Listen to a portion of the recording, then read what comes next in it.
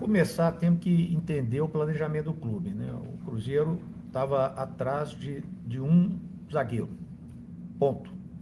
Óbvio que quando aparecem as oportunidades, como foi o próprio Jonathan, que hoje está aqui, naquele momento, o Jonathan foi uma oportunidade que está se transformando em realidade no dia a dia, já fez alguns bons jogos, e é um jogador que a gente acredita muito, assim como o João Marcelo, que também é jovem, e o Cruzeiro fez a aquisição dele há 4 meses atrás, do João Marcelo. Ainda temos o Bidjalba, que fizemos a aquisição agora.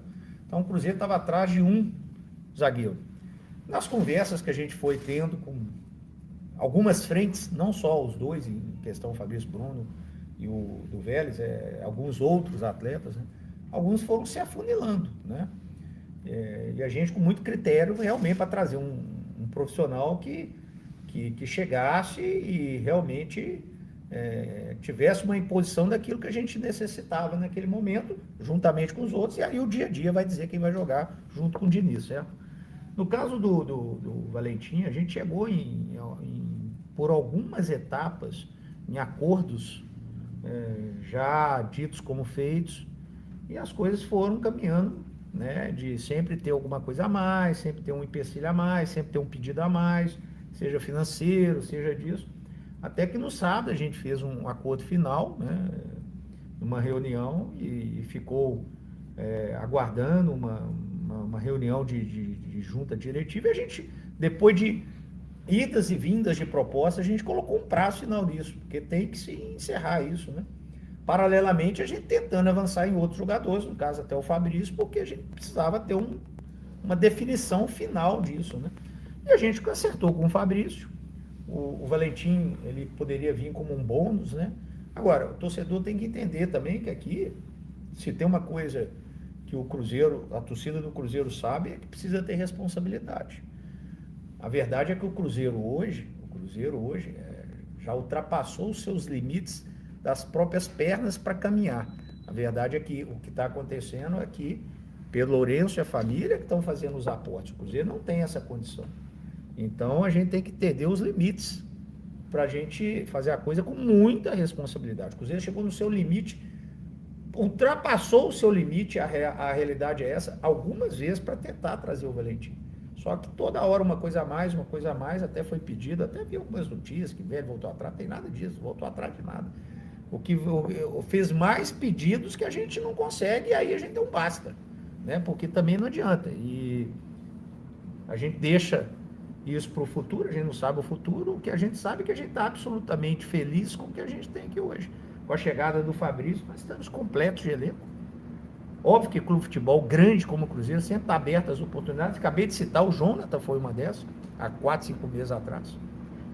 Mas no momento que a gente fez foi de maneira organizada, no nosso limite, chegar e tentar para ter algo a mais, um bônus a mais, que não foi possível. E a gente respeita, segue a vida. Eu quero deixar claro para a torcida que não teve essa história aí, que voltou e não nada disso. Que teve um desejo, parece, do jogador de vir, a gente conversou, eu conversei com o jogador também, com o empresário dele, o Diniz conversou, ele ficou encantado com tudo que ele escutou, só que não foi possível, a gente chegou no nosso limite e chega a hora do limite, não adianta ficar postergando, até porque o limite financeiro do Cruzeiro já foi ultrapassado e a gente entendeu que não é o momento de dar esse passo a mais, agora é o momento de fazer esse time funcionar, o Cruzeiro trabalhar muito bem esse time.